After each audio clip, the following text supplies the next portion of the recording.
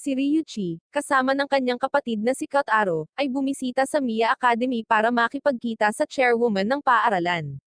Namatay ang mga magulang ni Ryuichi sa isang trahedya sa sasakyang panghimpapawid na ikinamatay din ng anak at manugang na babae ng chairwoman.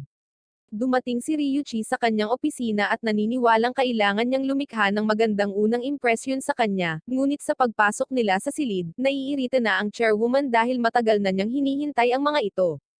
Ipinakilala ni Ryuichi ang kanyang sarili at ang kanyang kapatid, ngunit pinutol siya ng chairwoman, at sinabing hindi niya sila basta-basta kukunin bilang kanyang mga bagong anak.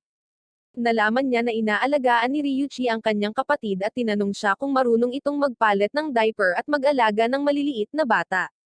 Kinikilala ni Ryuichi na alam niyang gawin ang lahat ng kanyang sinasabi, kaya ipinaalam sa kanya ng ginang na siya na ang bahala sa kanilang mga pangangailangan, ngunit bilang kapalit, kailangang magboluntaryo si Ryuichi sa daycare ng paaralan sa kanyang libreng oras.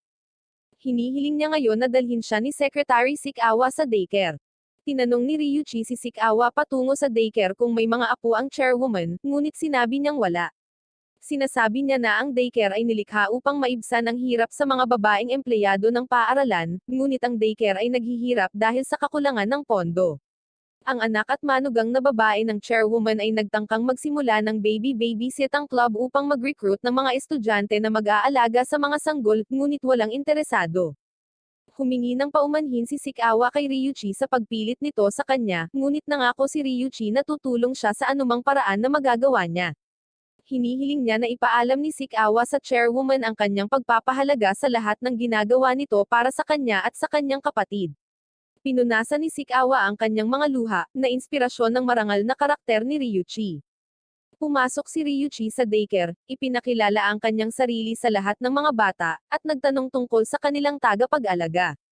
Lahat ng mga bata ay sumugod sa likod ng isang natutulog na lalaki, na kinilala ang kanyang sarili bilang si Yas Aida. Siya ang nag-iisang miyembro ng daycare at nagtapos sa institusyong ito. Hinawakan ng mga bata ang mga binti ni Yas Aida at sinasabing gusto nilang makipaglaro kina Ryuichi at Kotaro, ngunit sinabi ni Yas Aida na hindi nila magagawa hanggat hindi sila nagpakilala. Si Taka, isa sa mga bata, ay lumapit kay Kotaro at ipinaalam sa kanya na siya ang halimaw sa kanilang laro, kaya naghanda ang ibang mga bata na talunin siya. Gayunpaman, sinabi ni Ryuichi na gusto niyang maging halimaw upang maprotektahan ang kanyang kapatid. Nang salakayin ng mga bata si Ryuichi, sinubukan ni Kotaro na ipagtanggol ang kanyang kapatid ngunit hindi niya magawa. Inutusan ni Ryuichi si Kotaro na maglaro ng mag-isa, kaya pumunta siya sa sulok ng silid at pumili ng libro. Nag-aalok si Yas Aida na basahin ang libro kay Kotaro, ngunit umiling siya dahil mas gusto niyang gawin iyon ng kanyang kapatid. Ngunit iginiit ni Yas Aida na kung gusto niya ang kanyang atensyon, kailangan niya itong ipatawag. Umalis si Yas Aida nang matapos ang kanyang shift, hinihiling kay Ryuichi na alagaan ang mga bata hanggang sa dumating ang kanilang mga magulang. Tinanong siya ni Yas Aida kung kaya niyang pamahalaan ang lahat ng ito ng mag-isa, at sumagot si Ryuichi na kaya niya. Dumating na ang mga magulang ng mga bata, at nagpakilala si Ryuichi dahil wala silang ideya kung sino siya. Si Taka na lang ang nag-iisang natitira sa daycare, at dumating ang kanyang kapatid na si Hayato para sunduin siya. Ipinakilala muli ni Ryuichi ang kanyang sarili, na nagsasabi na siya ay nasa kanyang 3 taon sa middle school. Idinagdag ni Hayato na nasa 3 taon na rin siya, kaya magkaklase sila. Sinabi ni Hayato kay Taka na oras na para umuwi, ngunit pinilit ni Taka na makipaglaro kay Ryuichi ng mas matagal. Dahil dito, hinampad siya ni Hayato sa ulo, dahilan para umiyak si Taka. Pinagsabihan siya ni Ryuichi dahil sa pananakit kay Taka, ngunit sinabi ni Hayato na hindi siya sasama sa kanya kung hindi niya gagawin iyon at hinimok si Ryuichi na bantayan ang kanyang malungkot na kapatid. Pagkaalis nila, nilapitan ni Ryuichi si Kotaro at napansin niyang nilalagnat siya. Kaya sinundan niya si Hayato at nakiusap na dalhin siya sa pinakamalapit na ospital.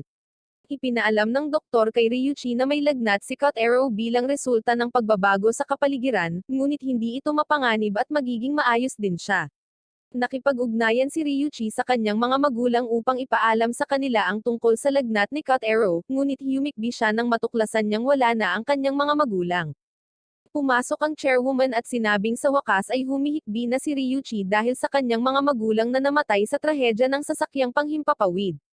Tinitiyak niya sa kanya na ang mga nawala ay hindi nababalik ngunit hindi niya kailangang manatili sa mundong ito ng mag-isa. Dumating si Ryuichi sa ospital nang makita si Cut Arrow na lumuluha. Hinawakan siya ni Ryuichi, na nagsasabi na dapat ay tinawag niya siya ng mas maaga, at nagsimulang humikbi, sa paniniwalang alam ni Cut Arrow na hindi na niya makikita ang kanyang mga magulang. Napagtanto niyang buong araw niyang pinababayaan si Cut Arrow at nauunawaan niyang kailangan niyang gumawa ng mas mahusay dahil si Cut Arrow na lang ang natitira sa kanya at kailangan niyang gawin ang lahat ng kanyang makakaya para protektahan siya. Sina Ryuichi at Cut Arrow ay pinapatulog sa gabi ng chairwoman, at sa kanyang pag-alis, si Ryuichi ay humihikbi, na kinikilala na ang chairwoman ay tama at na walang sinuman ang talagang nag-iisa sa mundong ito. Inutusan ng chairwoman si Sikawa na alisin ang ilang bulaklak na natuklasan niya sa kanyang mesa kinaumagahan, ngunit nang ipaalam niya sa kanya na ibinigay ni Ryuichi ang mga ito, pinili niyang panatilihin ang mga ito. Inaabisuhan ni Ryuichi sina Yoshida at Hayato tungkol sa naging lagnat ni Cut Arrow sa daycare. Samantala, ang ibang mga bata sa daycare ay nagsimulang maging kaibigan ni Cut Arrow. Nang magising si Ryuichi, inakyat siya ni Cut Arrow, at pumasok ang chairwoman sa kanilang silid, hinihimok siyang bumangon sa kama at maghanda para sa paaralan. Sinabi niya na hinahamak niya ang pag-aaksaya ng oras, kaya dapat silang magmadali at kumain ng kanyang almusal, kunin ang pagkain na inihanda ni Sikawa para sa kanya, at pumunta sa paaralan. Sa kanyang pagbangon, ipinahayag ni Ryuichi na isusuot na lang niya ang kanyang lumang uniforme dahil ilang buwan na lang ang natitira sa middle school, ngunit ang chairwoman ay naghanda ng bagong damit para sa kanya. Dumating si Ryuichi sa paaralan at iniwan si Cut Arrow sa daycare, inutusan siyang makipag-ugnayan kay Yoshida kung may kailangan siya. Lumapit si Ryuichi sa kanyang klase ngunit napansin niyang pinagtatawanan siya ng lahat. Nakita niya si Hayato at nagtanong kung bakit nagtatawanan ang lahat. Ipinaalam sa kanya ni Hayato na sinusundan siya ng mga bata sa daycare. Hinampas ni Hayato ang kanyang nakababatang kapatid na si Taka, na sumusunod din kay Ryuichi, at sinabihan siyang bumalik sa daycare, na naging sanhi ng pag-iyak at pagtakbo ni Taka, ngunit nabunggo siya sa isang batang babae na tinatawag na Maria. Humingi ng paumanhin si Ryuichi sa kanya, ngunit ipinaalam niya sa kanya na hindi sapat ang paghingi ng tawad at dapat niyang ibalik sila sa daycare. Ang iba pang mga mag-aaral ay nagsimulang magbulungan sa isa't isa tungkol sa kung gaano kalupit si Maria. Tinipon ni Ryuichi ang lahat ng mga bata at ipinunta sila sa daycare kung saan sinaktan ni Hayato si Yoshida upang gisingin siya. Habang handa nang umalis si Ryuichi, pumasok si Maria dahil hiniling sa kanya ng ina ni Taka, isang guro sa paaralan, na dalhan si Taka ng kanyang tanghalian. Nang siya ay handa nang umalis, nagsimulang sumakit ang tiyan ni Yoshida, at hiniling niya kay Hayato na samahan siya sa opisina ng nurse na inutusan sina Maria at Ryuichi na alagaan ang mga bata hanggang sa siya ay bumalik. Ipinaalam ni Ryuichi kay Maria na pwede na siyang umalis kung gusto niya, ngunit sinabi ni Maria na hiniling sa kanya ni Yoshida na alagaan ang mga bata, kaya gagawin niya ito. Lahat naman ng mga bata ay takot na takot sa kanya dahil kanina pa niya sila sinisigawan. Nang makita ni Maria na hawak ni Ryuichi ang sanggol, inalok niya itong hawakan din at namumula, ipinaliwanag na hindi lang niya ito sinasabi dahil gusto niyang hawakan ang sanggol. Nagising ang sanggol at nagsimulang humikbi bilang resulta ng malakas na boses ni Maria, at inakusahan ng ibang mga bata si Maria bilang isang kontrabida. Sa tingin niya ay nahihirapan si Ryuichi sa pag-aalaga sa mga bata, ngunit sinagot siya ni Ryuichi na ito ay nagpapasaya para sa kanya at sa kanyang kapatid. Nang makita niyang ngumisi si Ryuichi, napaluha si Maria dahil hinahamak siya ng lahat ng mga bata at sinasabing ang lahat ng ginagawa niya ay puro pag-aaral, na humantong sa kanya na nag-iisa at naging introvert. Ang mga bata ay nakikiusap kay Maria na huminto sa paghikbi at humingi ng tawad sa kanilang mga ginawa, ngunit siya ay patuloy na umiiyak habang niyayakap silang lahat. Lumitaw si Hayato at ipinaalam kay Ryuichi na si Yoshida ay nagpapanggap lang sa kanyang karamdaman. Nang makita ni Hayato si Maria na natutulog kasama ang mga bata, tinanong niya si Ryuichi kung dapat nila itong gisingin, ngunit nagpasya siyang hayaan silang matulog. Napansin ni Ryuichi ang kalungkutan ni Cut Arrow nang sabihin sa kanya ng isa sa mga bata, si Karen, na sinabi ni Taka kay Cut Arrow na siya ay badoy sa pagsusuot ng tigre shirt. Hinampas ni Hayato sa ulo si Taka para sa kanyang mga pang-iinsulto, na naging sanhi ng kanyang pag-iyak, at sinabi niya na hinahamak siya ni Hayato. Tinanong ni Ryuichi si Hayato kung bakit niya ginawa ang ganoong kalupitan kay Taka, at sumagot si Hayato na ang relasyon ng magkapatid ay higit pa sa pagkagusto o pagkapuot sa isa't isa. Ipinaalam na ngayon ni Ryuichi kay Cut Arrow na pupunta sila sa zoo, at gusto din sumama ng ibang mga bata. Sinabi ni Yos Aida na pupunta sila sa isang field trip, at sasamahan niya sila dahil mas malaki ang sahod niya sa pagtatrabaho kapag weekend. Sa panahon ng hapunan, humiling si Ryuichi ng pahintulot mula sa chairwoman na sumama sa isang field trip at ipinaalam sa kanya na sinabi ni Yos Aida na gusto niyang mabayaran ang kanyang mga pagtatrabaho sa field trip. Gayunpaman, tinanong ng chairwoman kung bakit siya magpapasahod sa kanya gayong lahat ng mga magulang ng mga bata ay sasama rin. Tinanong siya ni Ryuichi kung may nakalimutan siya, kaya tinanong niya siya kung gusto rin niyang sumama, ngunit ipinaalam ng chairwoman sa kanya na hindi ito ang ibig niyang sabihin. Kinaumagahan, naghahanda si Sikawa ng tanghalian para sa lahat at nag-alok kay Ryuichi ng pera na galing sa chairwoman. Nakarating sila sa zoo, kung saan iniwan ni Hayato si Taka na mag-isa kasama ang lahat dahil ang kanilang ina ay hindi makakapunta at siya ay may mga aktibidad sa club. Nag-aalok ngayon si Ryuichi na bayaran si Yos Aida para sa perang ibinigay sa kanya ng chairwoman, ngunit tumanggi si Yos Aida at sinabing kikita siya ng pera sa pamamagitan ng pagkuha ng larawan sa mga bata at ibenta ang mga ito sa kanilang mga tatay na hindi makakadalo ngayon. Nag-e-enjoy silang panoorin ang mga hayop sa zoo pagkatapos ay kinain ang pagkaing niluto ni Sikawa. Nawala si Taka habang hinahabol ang isang kakaibang lalaki na napagkamalan niyang kapatid niya habang papunta sila sa tindahan ng regalo. Nang dumating si Hayato, nagsimula siyang umiyak na nagpapaalala sa kanya na ang isang tunay na lalaki ay hindi dapat umiyak. Pauwi na sila ngayon, at nagpapasalamat si Ryuichi kay Hayato sa pagpunta rito dahil naging malungkot si Taka nang wala siya. Samantala, tinawag ni Taka si Hayato na pangit sa kanyang pagtulog ngunit sinasabing mahal niya pa rin siya. Pinapulong ni Yos Aida ang lahat ng bata sa daycare at itinanong kung may ipinadala sa kanya ang sino man sa kanilang mga ina para sa araw ng mga puso, dahil naghihintay siya ng mga tsokolate. Pero wala silang kahit ano.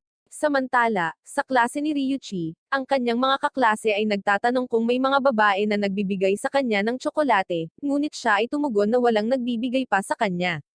Sa kabilang panig, isang batang babae ang lumapit kay Hayato at nag-alok sa kanya ng tsokolate, ngunit siya ay nireject niya, na sinasabing hinahamak niya ang tsokolate.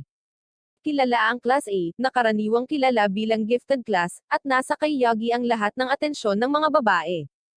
Ipinagbabawal ang pagbibigay ng tsokolate sa paaralan sa araw ng mga puso, kaya't si Maria, nakaklase niya rin, ay nagpapaalala sa lahat na sumunod sa mga patakaran.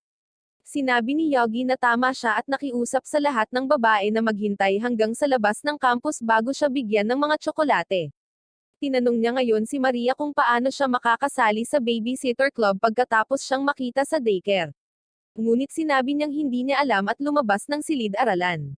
Isinasaalang-alang ni Maria kung paano niya inaalis ang kasiyahan sa lahat, kaya naman hindi siya maaaring sumali sa babysitter club dahil natatakot siya na hahamakin siya ng lahat ng mga bata.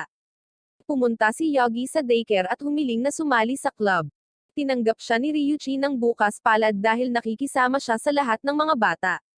Samantala, nalaman ni Maria na hinahamak ni Yogi ang mga bata at gusto niyang sumali sa club para mapabilib ang mga babae, kaya nagmamadali siyang pumunta sa daycare, at nakita niyang kinurot ni Yogi ang mukha ni Kotaro habang dumudugo ang ilong. Si Nezo, ang kaibigan ni Yogi, ay dumating at sinabi sa kanya na hindi siya dapat sumali sa club dahil mahal na mahal niya ang mga bata, at nagkakaroon ng nosebleed tuwing kasama sila. Sumasang-ayon si Yogi sa kanya, na nagsasabi na kung sasali siya, magiging pabigat lang siya sa kanila, kahit na gusto niyang makipaglaro sa mga bata. Ang mga bata ay humihingi ng tsokolate kay Maria, ngunit sinabi niyang wala dahil ipinagbabawal ito sa lugar ng paaralan ngayon, ngunit nangako siyang magdadala ng ilan para sa kanila bukas. Dinadala ni Yos Aida ang lahat ng mga bata kay Ryuichi kapag siya ay nasa kanyang gym class kinaumagahan. Si Takuma, isa sa mga bata, ay gumala at kinuha ng hindi kilalang individual. Dahil dito, ibinato ni Hayato ang kanyang sapatos para tamaan ito. Tinanong ni Ryuichi si Takuma kung kilala niya ang taong ito, at isiniwalat niya na siya ang kanilang ama ni Kazuma. Dinala nila ang lalaki sa daycare at tinanong siya tungkol sa kanyang hindi pangkaraniwang kasuotan. Sinasabi niya na siya si Kosuke, isang kilalang aktor. Sinabi sa kanila ni Kosuke na ito ang kanyang unang araw na walang pasok sa loob ng 6 na buwan at gusto niyang gugulin ito kasama ang kanyang mga anak, ngunit kapag sinubukan niyang makipaglaro sa kanila, umiiyak sila. Lumabas si Kosuke, napagtantong masaya silang nakikipaglaro sa lahat ng nasa daycare, ngunit habang handa na siyang umalis, lahat ng mga batang babae ay pinalibutan siya matapos siyang makilala. Narinig niya ang boses ni Kazuma at Takuma na humihiling sa kanya na huwag umalis, kaya sinubukan niyang lapitan sila ngunit hindi niya magawa dahil sa mga mandurumog na nakapaligid sa kanya. Ang kanyang asawa, isang guro sa paaralan, ay pumasok at inutusan ang lahat na pumunta sa kanilang klase kung hindi ay magre-repeat sila ng 1 taon. Binalaan niya si Kosuke na maaaring ayaw ni Kazuma at Takuma na makasama siya dahil pinapakita niya sa kanila ang kanyang mga pelikula, na ang pinakahuling ay kung saan siya ay kidnapper. Gusto na ngayon ni Takuma at Kazuma na makipaglaro siya sa kanila, at naluluha siya habang niyayakap niya sila. Pupunta si Ryuichi sa high school at iniisip kung paano kailangang pumili ng club ang lahat. Miyembro pa rin siya ng Babysitter Club at gustong makaakit ng mga bagong miyembro, kaya gumawa siya ng flyer para i-post sa bulletin board ng high school. Pumunta siya sa daycare kung saan nakita ni Yos Aida ang kanyang leaflet at pinayuhan na mamasyal sila sa high school kasama ang mga bata sa pag-asang may sumali sa kanilang club. Bisitahin muna nila ang mom club ni Karen, ang makeup club. Ang lahat ng mga bata ay natatakot kapag pumasok sila dahil ang ina ni Karen ay nakasuot ng nakakatakot na makeup. Pagdating ng mga bata sa cooking club, ipaalam sa kanila ng mga miyembro na magtatagal ang paghahanda ng mga matamis, kaya hindi sila makapag-alok ng kahit ano. Si Maria ay naruroon din sa club na ito, at nang pumasok si Ryuichi upang hanapin ang mga bata, pinarusahan niya ito dahil pinahintulutan silang maglakad ng malaya. Natakot ang mga bata at miyembro ng club matapos makitang pinapuna niya si Ryuichi, at nagkomento sila na naniniwala sila na si Maria ay isang kalmadong babae ngunit natuklasan na mayroon din siyang ibang side. Pinaalis ni Ryuichi ang lahat ng mga bata, ngunit nagtantrum si Taka dahil gusto niyang kumain ng matatamis. Dinala siya ni Ryuichi upang makipagkita sa kanyang kapatid sa baseball club para pakalmayin siya. Sumulyap si Hayato kay Taka at hindi siya pinansin, dahilan para mapaiyak si Taka. Kaya sumugod si Hayato sa kanyang likuran at hinamped siya, hinihimok siyang tumigil sa pag-iyak. Si Hayato ay bumalik sa kanyang mga aktibidad sa club, habang si Ryuichi ay nabigo nang makita kung gaano kasaya ang lahat sa kanilang mga club. Inaanyayahan niya si Yos Aida na samahan siya sa paghahanap ng lokasyon kung saan ilalagay ang kanyang flyer. Inaanyayahan niya si Kotaro na samahan siya, ngunit umiling si Kotaro, na humantong kay Ryuichi na maniwala na mas mahusay si Kotaro nang wala siya kaysa sa inaasahan niya. Nang dumating si Hayato at sinabing gusto niyang sumali sa Babysitter Club, nagawa niyang isabit ang poster. Idinagdag ni Hayato na si Kotaro ang nagpilit sa kanya na sumali sa club na ito sa pamamagitan ng pag-uungkat sa kanya na pumunta sa Ryuichi. Ang lahat ng iba pang mga bata ay may dalang mga matamis at iniaalok ang mga ito kay Ryuichi para tumigil siya sa pag-iyak. Inaangkin ni Ryuichi na bumuti na ang pakiramdam at iminumungkahi na silang lahat ay nag-e-enjoy sa mga matatamis ng magkasama sa bahay. Pumasok ang chairwoman sa silid ni Ryuichi upang gisingin ito, ngunit napansin niya na mayroon itong sipon. Kaya inalis niya si Kotaro sa kanya at inutusan si Ryuichi na magpahinga. Pinayuhan niya si Kotaro na kailangan nilang magtrabaho ng husto para umunlad si Ryuichi. Hinabot niya sa kanya ang isang lemon at inutusan siyang pisilin ang juice sa isang tasa, na gagamitin niya para gumawa ng gamot para kay Ryuichi. Sinubukan ni Kotaro ngunit nabigo na mahulog ang isang patak ng lemon juice. Nang sa wakas ay nakakuha siya ng isang patak ng lemon juice, kumikislap ang kanyang mga mata habang ipinapakita niya ito sa chairwoman. Pinalakpakan niya ito ngunit inutusan siyang magpatuloy hanggang sa maubos ang tasa. Sa kalaunan ay nakumpleto ni Kotaro ang kanyang layunin, ngunit habang naghahanda siyang ipakita ito sa chairwoman, natapon niya ang lahat ng juice. Nag-aalok siya sa kanya ng isa pang lemon, at sinimulan niya itong pigain muli, na nagbibigay sa chairwoman ng impresyon na si Kotaro ay isang dedikadong bata. Samantala, si Ryuichi ay may panaginip tungkol sa kanyang mga magulang na sumakay sa isang eroplano at namamatay, ngunit sa pagkakataong ito ay dinala nila si Kotaro. Binuksan ni Ryuichi ang kanyang mga mata, tumulo ang mga luha sa kanyang pisngi, upang makita si Kotaro na nakaupo sa tabi niya, pinupunasan ang kanyang mga luha. Ibinigay ng chairwoman kay Ryuchi ang gamot na ginawa niya sa Kotaro at inutusan siyang inumin ito at pagkatapos ay kumain. Hinailan niya si Kotaro palayo kay Ryuchi, na ikinagalit niya dahil naniniwala siya na ang pag-inom ng gamot ay agad na magpapagaling kay Ryuchi. Samantala, iniwan siya ni Jasmine, ang ina ni Midori, ang bunsong sanggol ng daycare kay Ryuchi, na nagsimulang magpalit ng kanyang lampin.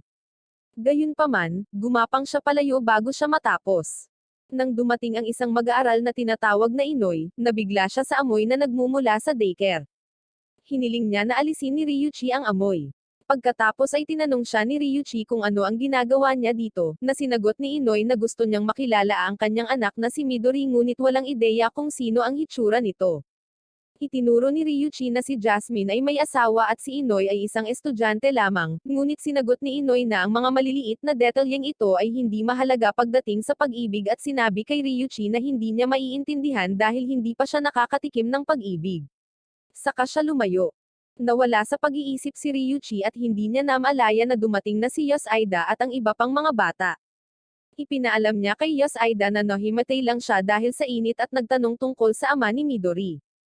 Ipinaalam sa kanya ni Yosaida na siya ay isang arkeologo na matagal nang nasa ibang bansa, dahilan upang maniwala si Ryuchi na niloloko siya ni Jasmine kay Inoy.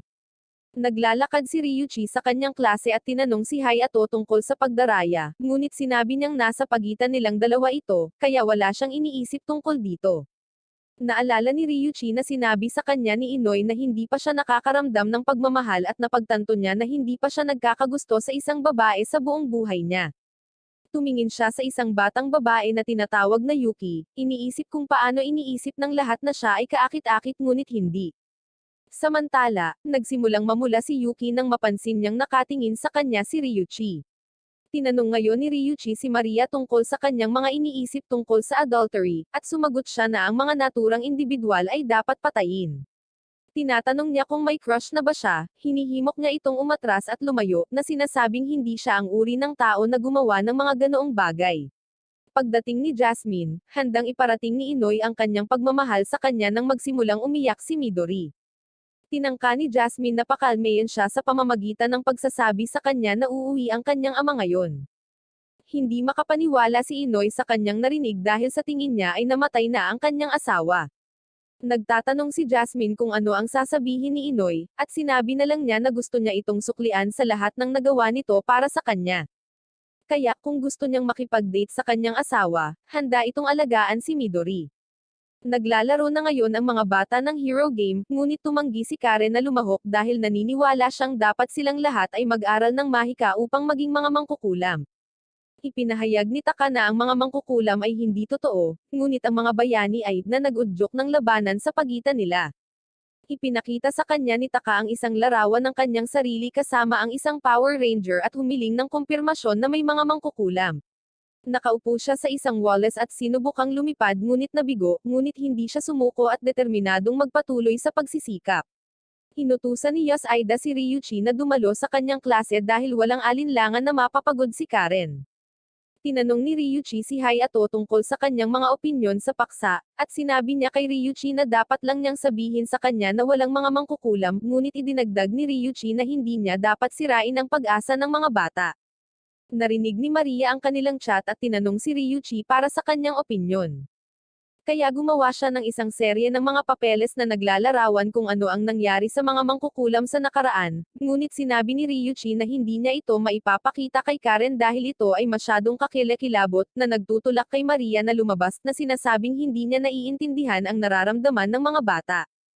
Tumalon na ngayon si Karen mula sa mataas na taas, nagbabalak na pumailanglang, ngunit nagawa ni Ryuchi na iligtas ang kanyang buhay. Pumasok ang chairwoman at nang makitang umiiyak si Karen dahil hindi siya makakalipad, ipinaalam sa kanya na masyadong maaga para sa kanya na gawin ito. Nagtanong si Karen tungkol sa kanyang kakayahang lumipad, ngunit ang sagot ng chairwoman ay iiwan niya ang sagot sa imahinasyon ni Karen. Pumasok si Karen sa loob nang matapos siyang umiyak. Ipinahayag ni Taka na handa na siyang mag-aral ng magic sa tabi niya upang maging isang mangkukulam. Naglalaba sina Ryuchi at Kotaro sa kanilang hardin nang makita ni Kotaro ang isang maliit na bata na nasalikop sa ilang mga palumpong.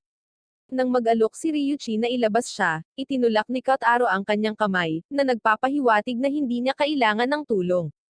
Tinanong ni Ryuchi ang bata kung siya ay kapatid ni Nezo, at kinumpirma ito ng bata. Iniwan ni Ryuchi ang bata, inutusan itong tawagan siya kapag handa na siyang umalis. Sinubukan ni Ryuchi na makipag-ugnayan kay Nezo upang alertuhan siya tungkol sa problema, ngunit nalaman niyang wala ang kanyang numero ng telepono. Kaya hiniling niya kay Yogi na kontakin si Nezo para sa kanya. Nang dumating si Yogi, pinayuhan ng kapatid ni Nezo, si Kyoko, si Kotaro na pumunta dahil alam niyang gusto ni Yogi ang mga bata, ngunit huli na dahil sinimula ni Yogi na sandutan ang pisngi ni Kotaro. Lumilitaw din si Maria kasama si Ryuchi at binalaan siya na lumayo sa Kotaro o makikipag-ugnayan siya sa mga pulis.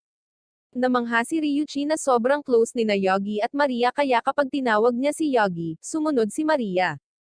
Sinabi ni Maria na nagkataon lang silang nag-cruise ang landas at hindi niya kailanman magiging kaibigan ang isang tulad ni Yogi. Mariin si Maria kay Kyoko, na sinasabing ang kanyang kapatid ay nagtatrabaho ng part-time para sa kanila habang pinapanatili ang pangalawang pinakamataas na grade point average sa kanilang paaralan. Si Kyoko, sa kabilang banda, ay bumubuo ng mga isyu para sa lahat. Nagsimulang umiyak si Kyoko at sinabi sa kanya na gusto lang niyang sumilip para tingnan kung naglalaro sila ng mga video game dahil nagmula siya sa isang mahirap na sambahayan at hindi makabili ng laro. Si Sukichi, ang kapatid ni Kyoko, ay nahulog sa parehong busyo at sinasabing lahat ng tao sa kanyang paaralan ay may bagong video game maliban sa kanya. Ikinwento sa kanila ni Yogi ang isang araw sa elementarya nang may inilabas na bagong laro na hindi mabibili ni Nezo, kaya nag-alok siya na hayaan siyang gamitin ang kanyang laro, ngunit tumanggi si Nezo, at sinabing kung gusto niya ang laro, siya mismo ang gagawa nito. Inilabas ni Ryuchi si Kyoko sa mga palumpong nang ipahayag niya na handa na siyang umalis sa mga palumpong. Kasunod nito, ipinahayag ni Kyoko na siya, tulad ng kanyang kapatid, ay mag-aaral ng mga laro at gagawa ng kanyang sarili. Dumating si Nezo sa bahay at humingi ng paumanhin kay Ryuchi dahil sa labis na stress sa kanyang kapatid. Nag-aalok siya ng mga regalo kina Yuchi at Maria at ibinigay kay Kyoko ang laro na gusto niya. Nagulat si Nezo nang tanungin ni Kyoko kung siya mismo ang lumikha ng laro, at tinanong niya si Yogi kung ano ang sinasabi niya sa kanya. Sinabi niya sa kanila na nakuha niya ito sa isang katrabaho at ipinaalam kay Yogi na kalahati ng sinabi niya sa kanya noong bata pa siya ay kasinungalingan.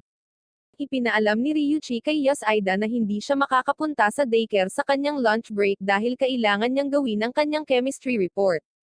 Napansin ni Yoshida na nakalimutan niya ang kanyang tanghalian sa daycare pagkatapos niyang umalis, kaya nag-alok si Kotaro na dalhin ito sa kanya. Ibinigay sa kanya ni Yoshida ang lunchbox, ngunit nag-aalala siya sa kanyang paglalakbay ng mag-isa. Kapag nakasalubong niya si Inoy, sinuhulan niya ito ng larawan ni Jasmine para masigurong ligtas na makakarating si Kotaro sa Ryuchi. Samantala, nakatagpo ni Kotaro ang kanyang unang hamon sa misyong ito habang siya ay bumababa sa hagdanin. Nag-aalok ang mga bata na buhatin siya, ngunit sinabi niyang siya mismo ang gagawa. Nakarating siya sa kalagitnaan ng mga hakbang bago nabangga ang ilang bata, dahilan para tumulak ang lunchbox palayo. Nang malapit nang gumuho ang pagkain, iniligtas ito ni Inoy habang nakasuot ng sako sa kanyang ulo, kaya walang ideya si Kotaro kung sino siya. Napansin naman ni Ryuchi na nawawala ang kanyang tanghalian. Nang mag-alok si Yuki na bigyan siya ng kanyang tanghalian, lahat ng mga bata sa klase ay naiinggit at inalok sa kanya ang lahat ng kanilang mga sandwich upang hindi siya kumain ng kay Yuki. Sa wakas ay nakarating na si Kotaro sa klase ni Ryuchi, at ang kanyang mga kaklase ay nagkomento na siya ay kumain ng napakaraming araw na ang kanyang tiyan ay dapat na may kapasidad. Gayunpaman, ayaw ni Ryuchi na mawalan ng saysay ang pagsisikap ni Kotaro kaya sinamahan niya ito sa pagkain ng tanghalian na dala niya. Si Yuki ay kumakain ng tanghalian kasama ang kanyang mga kaibigan sa klase nang tanungin siya kung bakit niya mahal si Ryuchi, na nag-udyok sa kanyang mga pisngi na namula habang hinihimok niya ang mga ito na huwag magsalita ng mga ganoong bagay dahil naririnig sila ni Ryuchi. Naniniwala ang kanyang mga kaklase na si Ryuchi ang may pinakamagandang hitsura at kilos sa kanilang klase, na nagpapaliwanag kung bakit niya ito mahal, ngunit sinasabi rin nila na sila ni Maria ay nasa isang relasyon. Pupunta si Maria sa kanilang klase nang marinig niyang binanggit nila na hindi siya ang uri ng tao na may mga interes sa pag-ibig. Dumating din si Ryuichi at tinanong si Maria kung ano ang gusto niya sa kanilang klase, ngunit sinigawan lang niya ang mga babae at lumayo.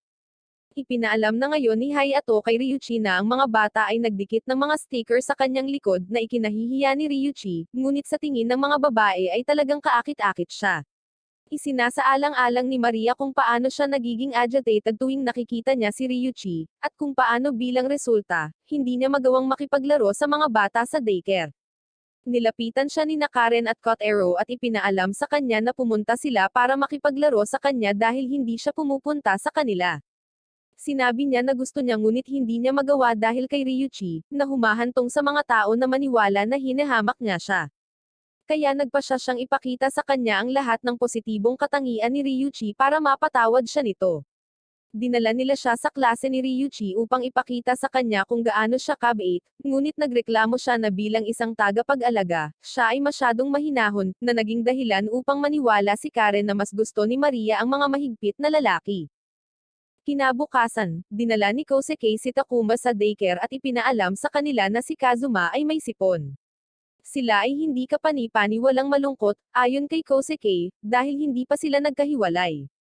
Si Takuma naman ay tila hindi natinag sa pagkawala ni Kazuma. Umalis si Kosuke, ngunit hinihikayat silang bantayan si Takuma dahil kahit na mukhang nasa mabuting kalusugan, mamimiss niya si Kazuma. Habang lumilipas ang araw, bumalik si Ryuichi sa kanyang silid-aralan, na iniisip kung paano sina Takuma at Kazuma ay kambal na magkasama simula pa noong ipinanganak sila, at ayaw nilang magkahiwalay, sa kabila ng katotohanan na sila ay polar opposites, kasama si Takuma na palaging nakangiti, at kadalasang humihikbi si Kazuma. Natutulog ang lahat sa daycare, ngunit nagising si Takuma at sinimulang hanapin si Kazuma. Nang mapansin siya ni Kotaro na umalis sa daycare, sinubukan niya itong ituloy, ngunit nabangga niya si Ryuichi at kinaladkad siya sa pasukan ng paaralan, kung saan hinihintay ni Takuma si Kazuma. Inutusan siya ni Ryuichi na bumalik sa loob upang makontak nila ang kanyang ina at tanungin kung kumusta si Kazuma, ngunit lumitaw siya sa pintuan kasama si Kazuma pagkatapos siyang tawagin ni Yasuida. Nagsimulang umiyak si Takuma nang makita niya si Kazuma, na nagudyok kay Umi na magkomento na kabaligtaran ang kanilang pag-uugali ngayon.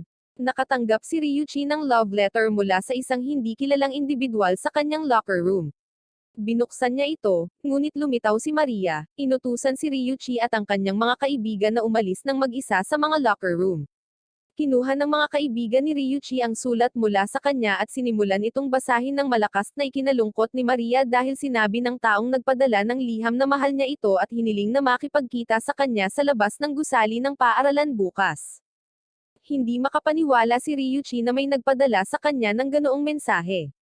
Naglalakad si Ryuichi papunta sa daycare kung saan ipinapalagay ni Yasuida at ng mga bata na siya ay may sipon dahil sa kanyang pulang mukha, habang siya ay umalis. Tinakpan pa siya ni Kotaro ng kumot, pero sumugod daw siya dito kaya namumula ang mukha niya. Nag-organisa si Sikawa ng hapunan para gunitain ang pagtanggap ni Ryuichi ng kanyang unang love letter sa bahay. Inutusan ng chairwoman si Ryuichi na maligo at pagkatapos ay magpahinga dahil pinaghihinalaan niyang masama ang pakiramdam nito dahil sa pamumula ng mukha nito. Kinabukasan, habang pumapasok sila sa paaralan, iniisip ni Ryuichi kung paano siya hindi makikipag-date kahit kanino dahil kailangan niyang unahin si Kotaro kaya kailangan niyang tanggihan ang babae. Iniwan ni Kotaro ang kanyang kamay at lumayo sa kanya habang iniisip niya ito. Samantala, maagang nag-cruise ang landas nina Maria at Yuki patungo sa paaralan upang masaksihan ang pagkikita ni Ryuichi sa kanyang misteryosong kasintahan. Lumapit si Ryuichi sa kanila at nagtanong kung nakita na nila si Kotaro, ngunit sumagot sila ng hindi at nagsimulang maghanap sa kanya ng magkasama.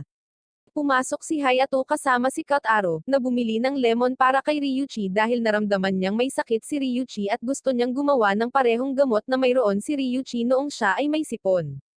Nakilala at tinanggihan ngayon ni Ryuichi ang batang babae na nagsumite ng sulat. Nakikita rin ito nina Maria at Yuki, at sinabi ni Yuki na parang pareho silang tinanggihan ni Ryuichi, ngunit sumagot si Maria na hindi siya interesado kay Ryuichi habang namumula ang mukha nito. Tinawag ni Hayato at taka sina Ryuichi at Kotaro at anyayahan sila sa pagdiriwang. Si Ryuichi ay nakakuha ng pahintulot mula sa chairwoman, ngunit pinayuhan niya itong huwag magsayang ng pera sa mga booth dahil ang mga ito ay karaniwang mga pandaraya. Nakilala nila sina Hayato at Taka at pumunta muna sa cotton candy. Pagkatapos ay gusto ni Taka na subukan ang kanyang kapalaran sa isang lottery kiosk, ngunit sina Ryuichi at Hayato ang nag-escort sa kanila palayo dahil alam nilang ito ay isang panloloko. Natuklasan ngayon ni Taka na naiwala niya ang lorwang espada na dinala niya sa perya at nagsimulang umiyak. Sinimulan nilang hanapin ito at pumunta sa Lost and Found section kung saan nagtatrabaho sina Yogi at Nezo, ngunit hindi nila mahanap ang espada ni Taka. Hindi mapili ni Taka kung aling string ang hihilain sa lottery booth, kaya ginawa ito ni Kotaro, at gumuhit siya ng espada na kamukha ng kay Taka.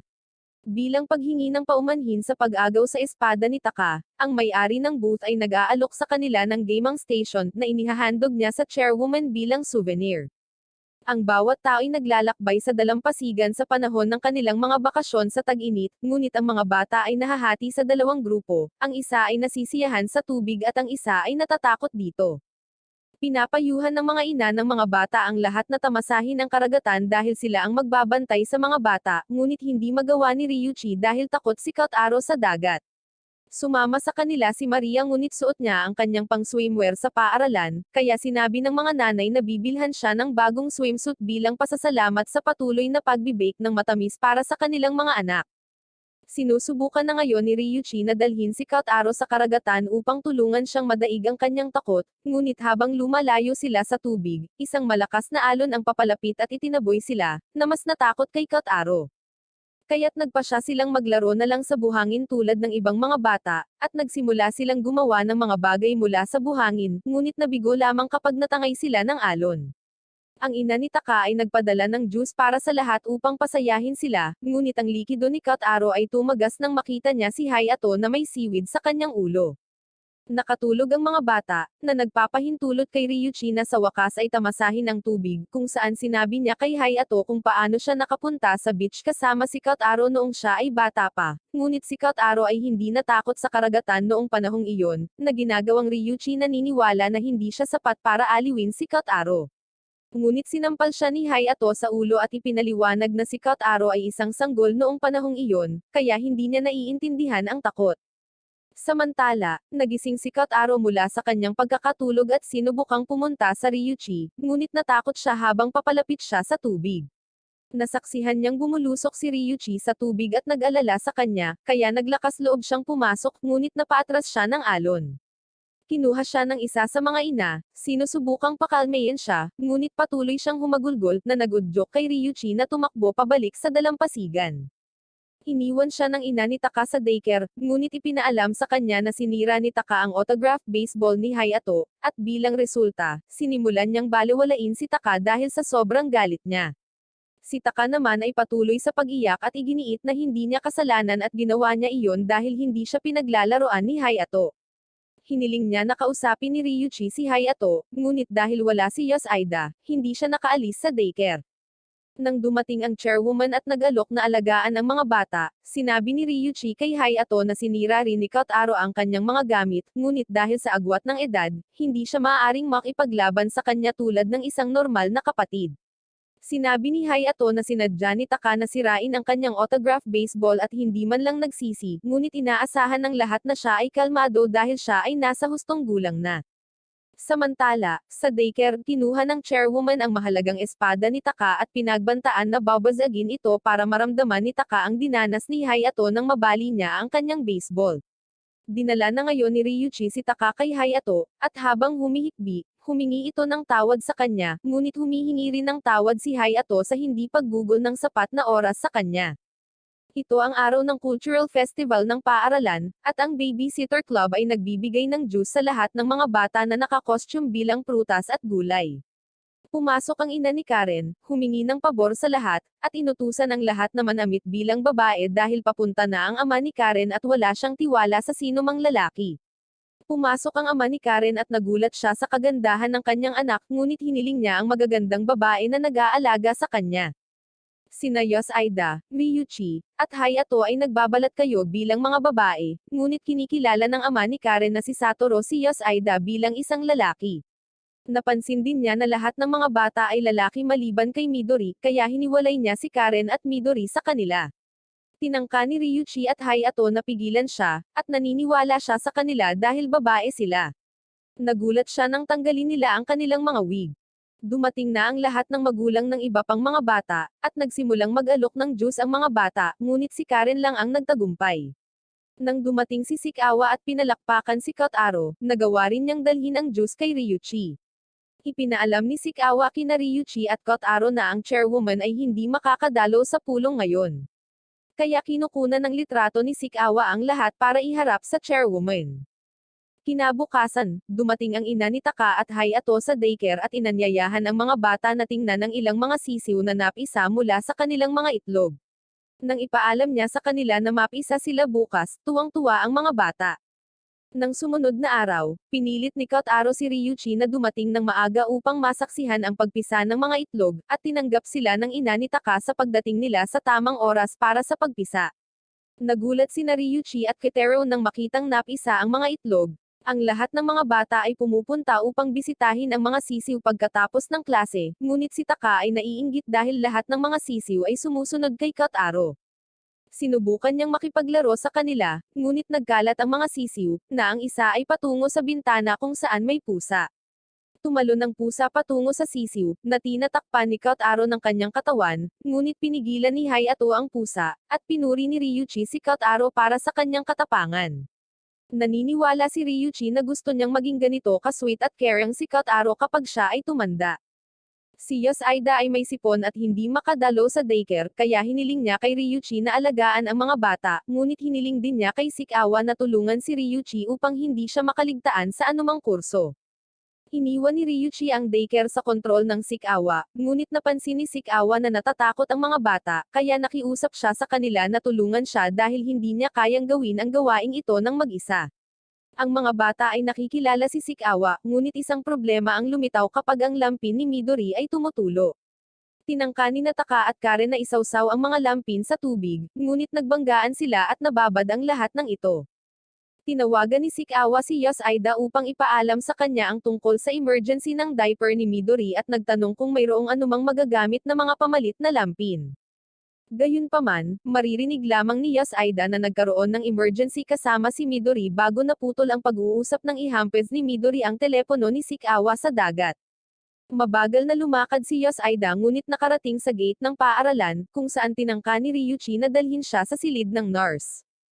Sinabi niya sa kanila na kailangan muna nilang pumunta sa daycare, ngunit pagdating nila, napansin nilang maayos ang lahat. Sinabi ni Sikawa kay Yoshida ang tungkol sa dilema at sinabing inimbento lang niya ang cloth deckers para ayusin ang problema.